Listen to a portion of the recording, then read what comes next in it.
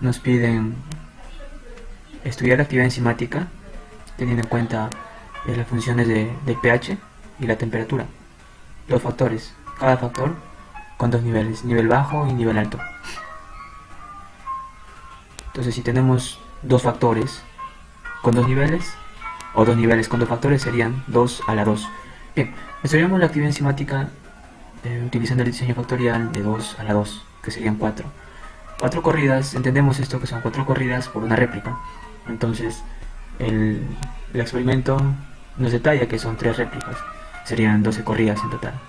Bien, vayamos a utilizar este potente software para predecir el comportamiento de la variable respuesta, en este caso la actividad enzimática, utilizando el software estadístico.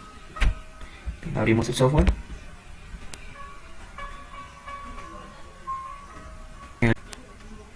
DOE, que es el diseño de experimentos, está en sus siglas en inglés, Design of Experiment. Damos clic.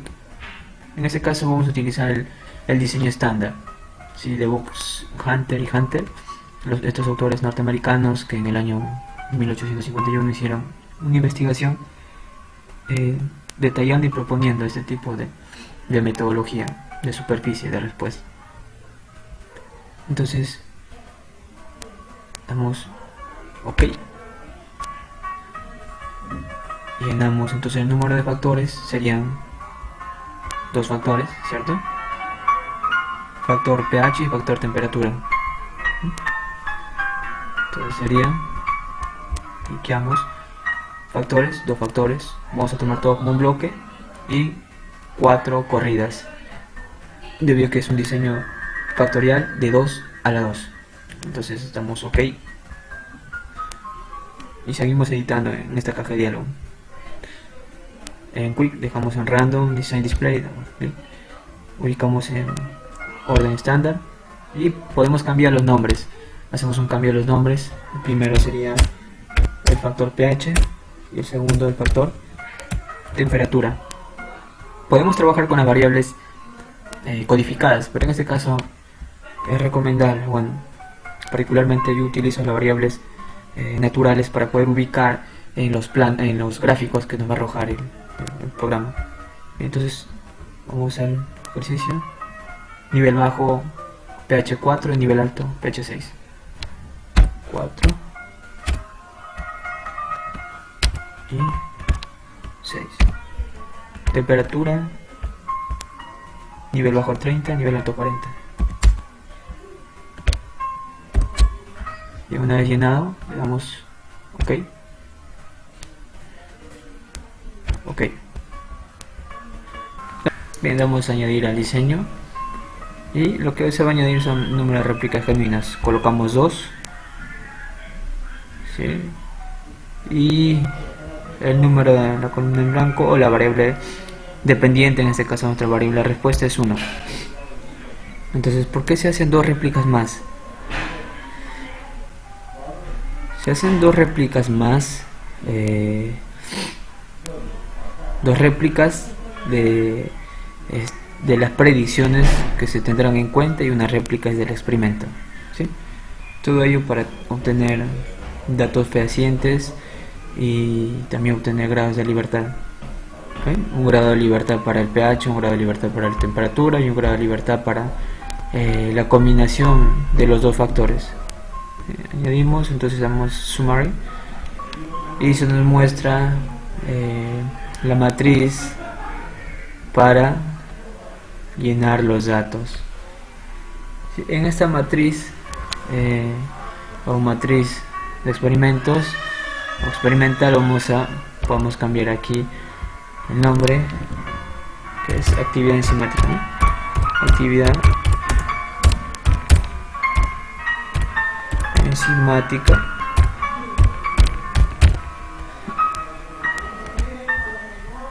Y entonces empezamos a llenar, hacemos el llenado de nuestra matriz experimental. Bien, para ello tenemos que tener en cuenta lo siguiente. ¿Cuántas réplicas son? Son 3 réplicas, 4 corridas por cada réplica. Para la primera corrida tenemos, ¿sí?, Para la primera réplica tenemos 4 corridas, para la segunda réplica tenemos 4 corridas y para la tercera igual. Tenemos que tener en cuenta al momento de hacer el llenado de los valores de actividad enzimática,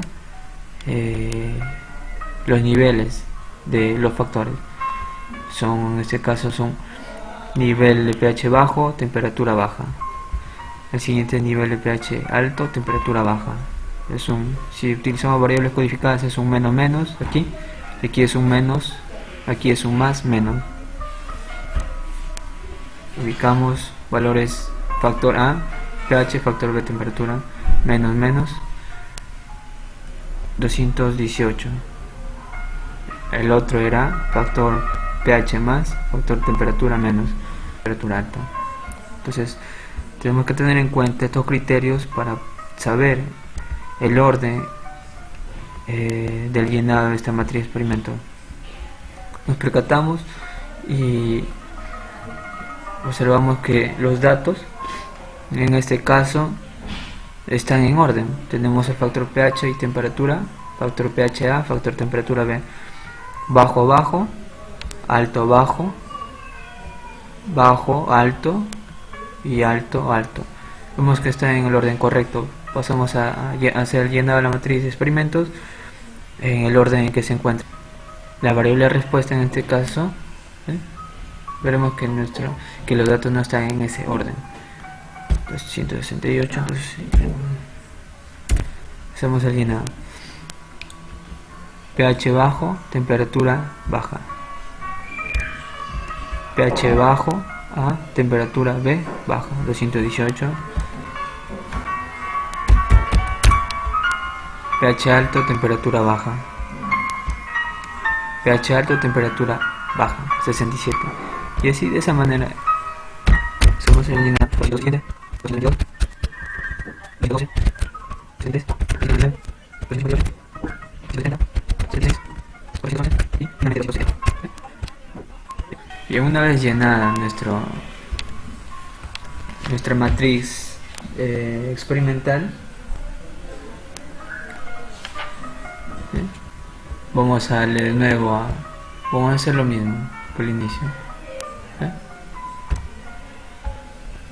Vamos en Statistic, DOE. Utilizamos el diseño estándar nuevamente, y en este caso ya no le vamos a dar diseño experimento, sino que vamos a hacer el análisis del diseño. Damos clic aquí y automáticamente por defecto el software nos pide las variables. Las variables dependientes, en este caso es la actividad enzimática, variable dependiente, variable de respuesta. Las variables independientes, pH y temperatura. Y la variable vamos a tomar todo como un bloque. Ok. Si bien como se muestra parece bastante denso, pero tranquilos, iremos paso a paso. Y el corazón de hacer todo ello es el modelo. El modelo que se ajustará para poder predecir el efecto de los parámetros de las variables independientes en nuestra variable de respuesta, en este caso la actividad enzimática. Bien, tenemos dos factores y la interacción máxima. Veremos por partes. Podemos vamos a explicar un poco de esto. El intervalo de confianza del 95%, teniendo un alfa de 0. O del 5%. Se dice que los datos son significativos si tenemos un alfa menor a 0.05%. Para ello, primero, y se nos muestra esta caja de diálogo, donde podemos graficar. Podemos hacer un Pareto chart. En esta gráfica de Pareto podemos determinar cuáles son las variables significativas. Entonces, en esta gráfica de Pareto podemos interpretarla de la siguiente manera: que los valores que pasan la línea roja son efectos significativos. Este gráfico es una gráfica rápida de identificar cuáles son los efectos más fuertes y cuáles serían los ruidos o las interferencias en nuestra variable de respuesta. Si te das cuenta, la temperatura es la variable más fuerte, luego le sigue el pH y vemos que la interacción de ambos factores no es muy significativo. Entonces podemos, teniendo este criterio en cuenta, vamos a mostrar una tabla de ANOVA y vemos la suma de cuadrados, los grados de libertad y el EF, el P, MS. Vemos que el pH suma 59.000, temperatura 109.000, para la interacción de ambos 57. O sea, esto más que todo es un ruido que se está haciendo en el experimento y que puede que sea muy difícil de poder detectarlo en la práctica, ¿no? Tenemos un R cuadrado o un coeficiente de determinación de 0.98. Teóricamente el R cuadrado debería mantenerse entre 0.90 a 1 para decir que es un R cuadrado bueno, pero en la práctica podemos tenerla de 8 hasta 0.87. Bien, vayamos a ver cuál es, si eliminamos la interacción, cuál sería el efecto. ¿Sí? Estadísticamente puede que la interacción no sea significativa, pero matemáticamente sí. ¿Cómo así? Si eliminamos la interacción, puede que estadísticamente no se muestre el efecto en ello, pero supongamos que no tenemos un R cuadrado de 0.98, sino que tenemos un R cuadrado de 0.90. entonces ahí entraría el criterio matemático. Si sacamos la interacción, puede que ese R cuadrado baje a 0.86, teniendo un coeficiente de determinación no válido. Entonces, para eliminar, vamos a análisis de experimento y vamos a modelo. Tenemos lo que se incluye en el modelo son dos interacciones, porque tenemos dos factores, XA, XB. Si tuviéramos 3 sería 3 la máxima. Y se ignorar efectos, ignoramos el efecto de la interacción, ignorar, ok. Entonces volvemos a hacer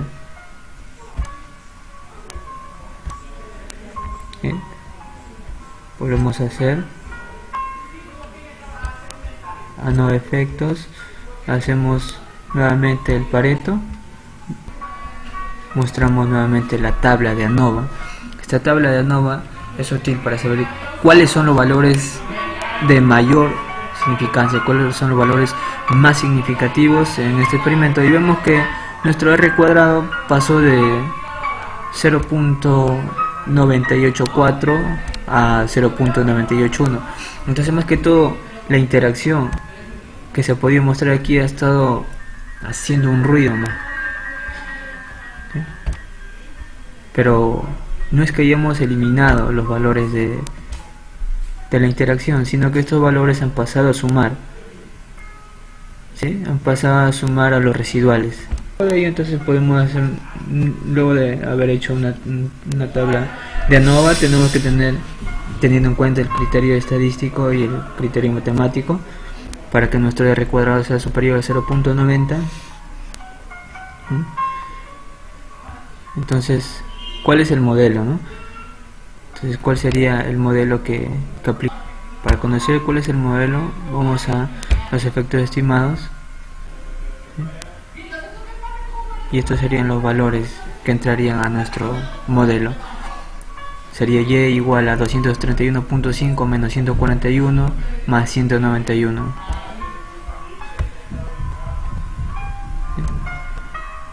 231.5 menos 141 más 191. Bien, entonces este sería el modelo que vamos a utilizar. Entonces una vez que tenemos el modelo, el coeficiente de determinación, que es superior a 0.90, 0.9, ¿será suficiente para decir que es un buen modelo o solamente es un índice? Hay muchos investigadores que solo se quedan con los valores del R cuadrado y con el modelo, pero tenemos que validar las pruebas estadísticas que nos puede brindar este programa. Podemos hacerlo, ¿sí? Teniendo un ejemplo, supongamos que un investigador, que un estudiante pregrado de biotecnología esté haciendo por triplicada una cinética de crecimiento microbiano. Entonces hace la toma día 1 a las 7 horas de la corrida en este caso de su cultivo, y obtiene en su primer punto un mu de 0.35, y casualidades de la vida, en la siguiente toma de muestra tiene un mu de 0.38, en la siguiente tiene un mu de 0.35, en la cuarta un mu de 0.35. entonces se tendría como un promedio, como un nivel de crecimiento microbiano de 0.35. Entonces estos valores, ¿sí?, van a tener que ser validados con este programa. Para ello vamos a mostrar los gráficos. Entonces, para mostrar los gráficos y para conocer la tendencia de los puntos, podemos hacer un gráfico de los valores predichos con los valores observados. Como se muestra aquí, los residuales, tenemos puntos que no están distribuidos normalmente. Hay valores, como en este caso, que están entre 0.35, entonces no forman un patrón. Al no formar un patrón quiere decir que los datos no están distribuidos normalmente, por ende el modelo matemático aplicado no es el correcto, ¿sí?, porque todos los residuales deberían estar distribuidos en la recta, como vamos a ver aplicando el siguiente. ¿Sí? Podemos mostrar que hay valores muy altos, valores muy grandes que no se ajustan a la línea, están mal distribuidos. Entonces, en los valores predichos versus los valores reales, se muestran los puntos muy dispersos. Por eso es que se mostraban los puntos mal distribuidos en la línea, en la tendencia también.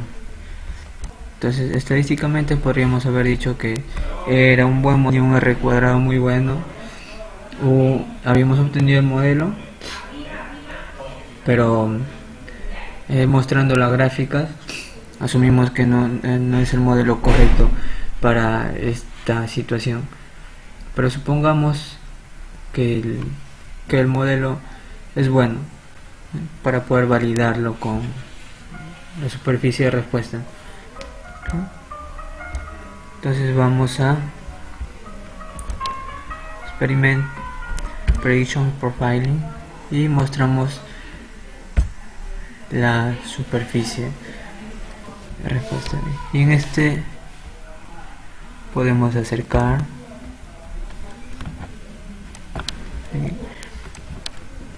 clic derecho, opción de la gráfica y punto de vista. Aquí podemos hacer las aproximaciones.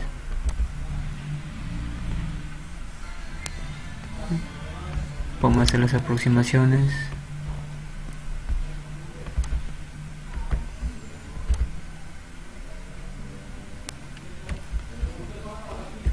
Bien, entonces lo que nos dice la gráfica en este caso, que si tú bajas el pH a niveles mínimos y temperaturas altas, vas a tener una alta actividad enzimática. Entonces, este modelo que hemos construido, útil para predecir nuestra variable de respuesta, nos dice que nos conviene trabajar con pHs bajos y temperaturas altas para poder obtener la mejor actividad enzimática. Este es un modelo de tipo screening con el cual podemos hacer cualquier tipo de investigación en cualquier área de investigación para poder predecir y para poder ahorrar tiempo, para poder ahorrar reactivos y materiales al momento de hacerlo. Entonces eso sería todo. Gracias, nos vemos hasta el próximo vídeo.